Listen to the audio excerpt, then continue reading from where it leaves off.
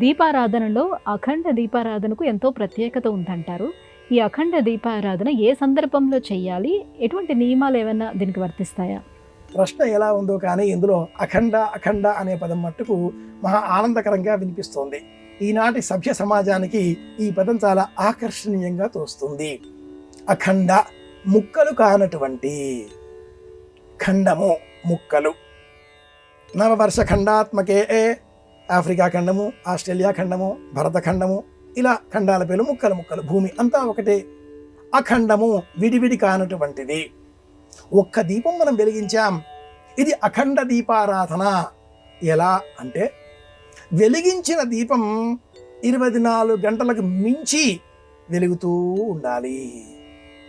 ఒకే ప్రమిద 2 వత్తులు లేక 3 వత్తులు ఇంటి ఆచారాన్ని అనుసరించి అందులో ఉంచాలి.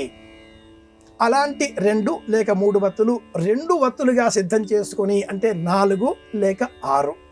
నిజానికి ఒకటే వెలిగించాలి.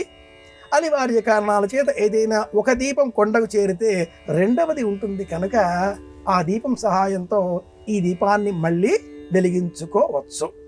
అఖండ దీపం 24 గంటలకు మించి చేసేటటువంటి వ్రతానికి సంబంధించిన నియమం. దీపం వెలిగించామా, అఖండ దీపం వెలిగించామా, ఆ వ్రతానికి సంబంధించిన ఉద్వాసన అయ్యేంత వరకు ఎవరైతే ఈ దీపం వెలిగించారో వాళ్ళు అనేక నియమాలను అనుసరించవలసి ఉంటుంది. భోజనం ఒకే పూట చేయడం, నేలపైన నిద్రించడం, నివేదనలు చేయడం, అబద్ధములు ఆడకపోవడం, సత్య సంభాషణంతో జీవించడం, ఎవరికి అపకారం చేపట్టకపోవడం, ఇలాంటి అనేక నియమాలు ఈ అఖండ దీపారాధనతో ముడిపడి ఉంటాయి. అలాగే అఖండ దీపారాధన చేసే సమయంలో అనేకులు భయపెడుతూ ఉంటారు. భయపడకూడదు. భగవంతుడిని భయపెట్టే పూజలు మనం చేయకూడదు. దీపం వెలిగించాం, ప్రసన్న హృదయంతో ప్రార్థన చేశాం, ఏదో ప్రకృతి శక్తుల కారణం చేత గాలి విసరింది, నీరు అక్కడ ప్రసరించింది, ప్రవహించింది, ఏవో అనివార్య కారణాల చేత ఆ దీపం కొండకు చేరింది.